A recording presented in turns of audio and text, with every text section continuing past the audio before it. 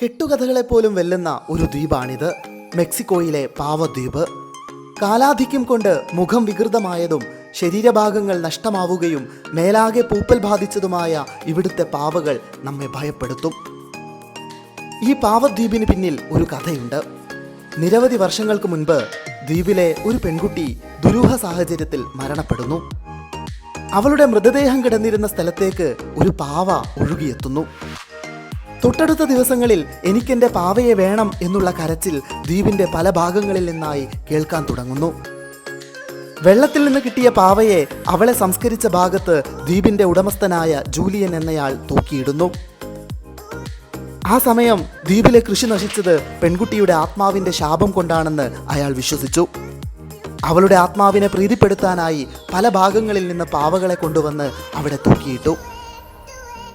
ദ്വീപ് കാണാനെത്തുന്ന സഞ്ചാരികളിൽ പലരും രാത്രികളിൽ ജീവൻ വെക്കുന്ന പാവകളെ കണ്ട് ഭയപ്പെടാറുണ്ട്. എന്തായാലും ജൂലിയൻ്റെ കഥ കേട്ട് പാവദ്വീപ് കാണാൻ ഒരുപാട് സഞ്ചാരികൾ ഇവിടേക്കെത്തുന്നുണ്ട്.